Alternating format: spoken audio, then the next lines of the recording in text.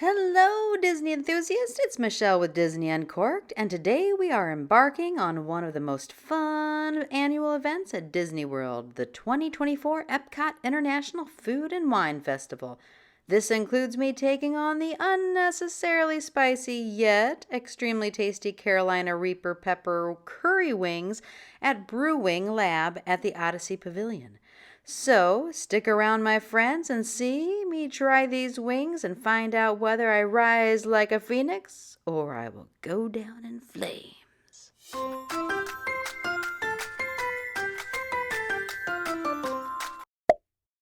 The Epcot International Food and Wine Festival, which debuted in 1996, began as a small event that sought to highlight the culinary diversity of cultures represented specifically in Epcot's World Showcase.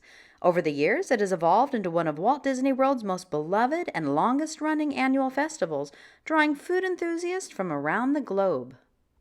Fast forward to today, this year's festival runs from August 29th to November 23rd, 2024. The Food and Wine Festival continues to be a super fun celebration with over 30 global marketplaces, the Eat to the Beat live concert series where you can catch free acts such as Billy Ocean, Tiffany, and Sugar Ray, culinary demonstrations, scavenger hunts, and exclusive merchandise, so there's something to please every palate. First things first, when you get to Epcot, do yourself a favor and pick up your handy-dandy festival passport, which is your booklet listing all the goodies you can experience during your visit. This year, they have the Emile's Fromage Montage, a sort of scavenger-esque hunt for cheese. Purchase 5 competing cheese items, be sure to grab your stamp at each spot, and then head over to the shimmering sips near the port of entry, where you'll be rewarded with a blueberry and vanilla ice cream swirl with a cheesecake piece in a souvenir cup. If you've got little ones in tow, don't worry, they haven't been forgotten. Kids and adults can participate in Remy's Ratatouille Hide and Squeak, a fun scavenger hunt where you search for tiny Remy statues hidden around the festival.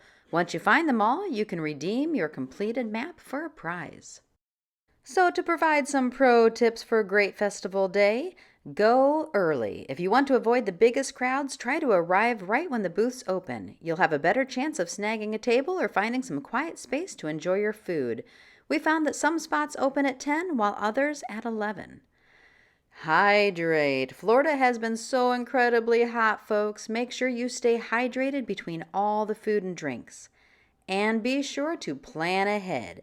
If you only have one day at the festival, have a food goal list. It is not humanly possible to eat everything they have to offer, so have a plan in hand. And don't forget the Tums.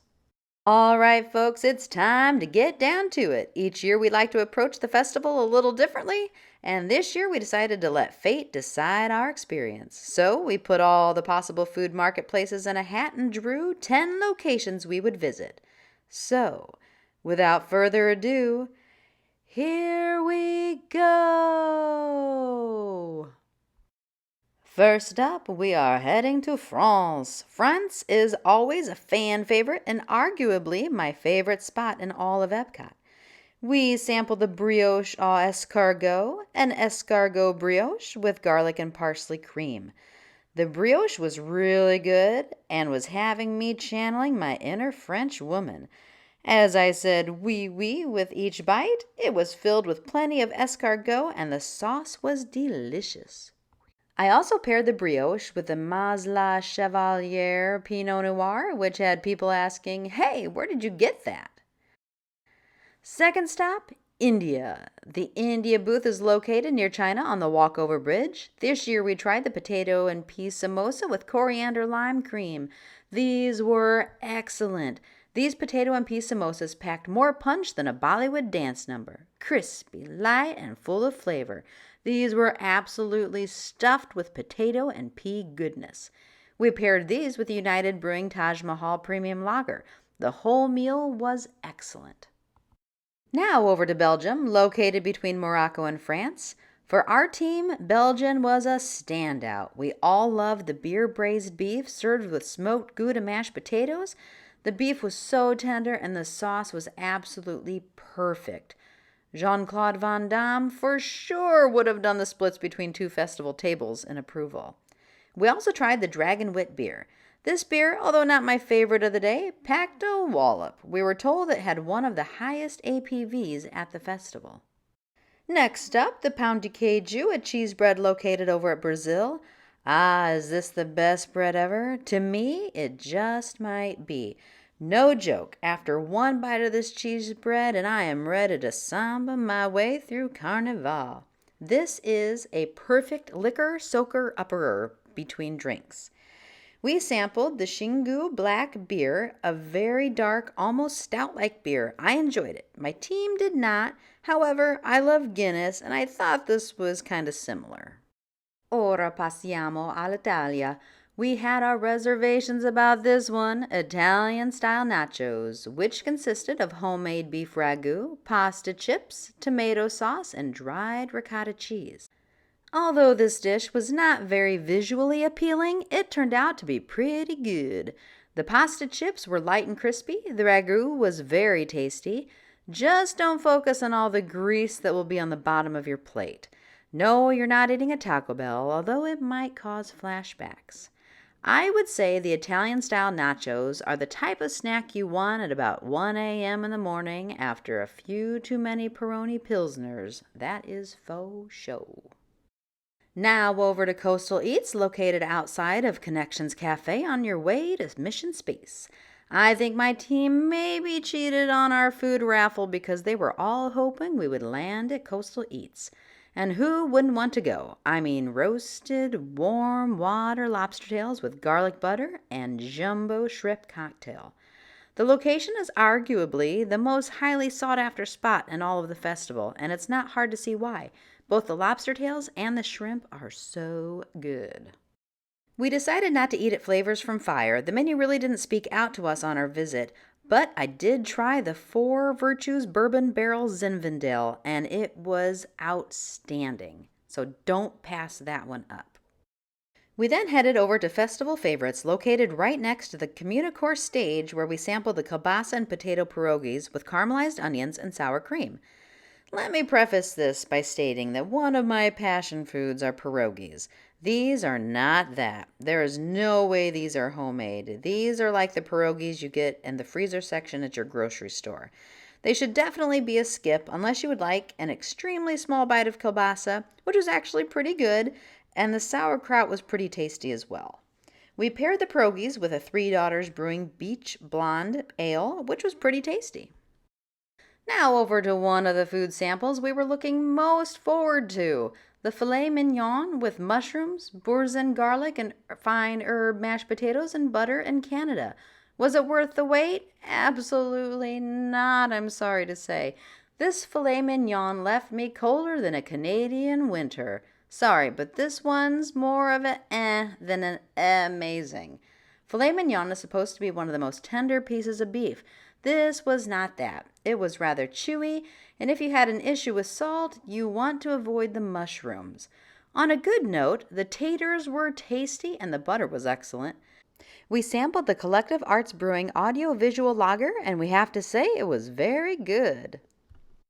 Come on, baby, don't fear the reaper. Baby, take my hand. Don't fear the reaper. We'll be able to fly. Don't fear the reaper. Oh, baby, you better fear this reaper. Okay, friends. Now we're at Brew-Wing Lab at the Odyssey Pavilion, where pain and suffering is real. Yes, I'm trying the perfectly named, unnecessarily spicy, yet extremely tasty Carolina Reaper pepper curry wings, which the title alone should just tell you no. Notice the name has Reaper pepper curry, so how could this possibly be a bad idea? I kept thinking, come on, this is Disney. How hot can these be?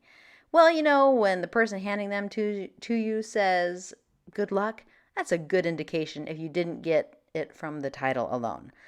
Now, friends, this is the first and last time you will see me in front of the camera. But words alone cannot describe these wings, so this is for you. It's got good flavor.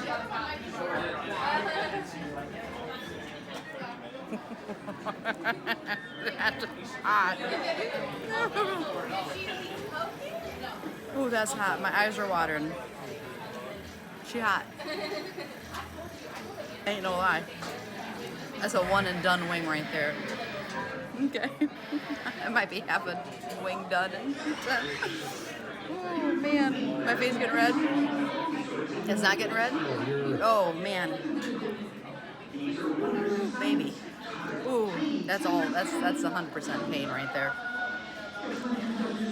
Okay, you can be done now. You got it? Oh.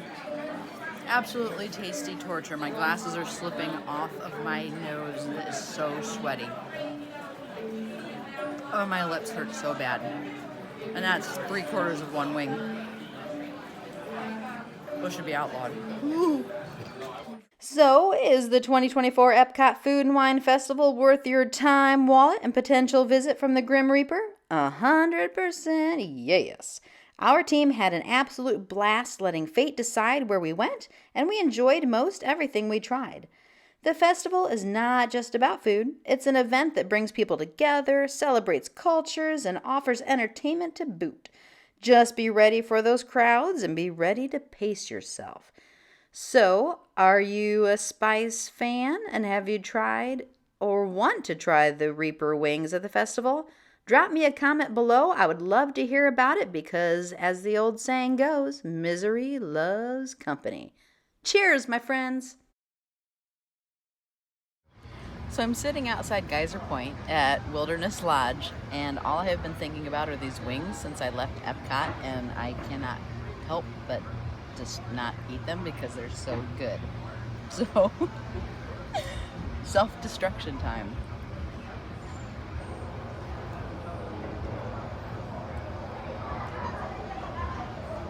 They're still as hot and painful, but they're delicious. Oh. there it is, and cut.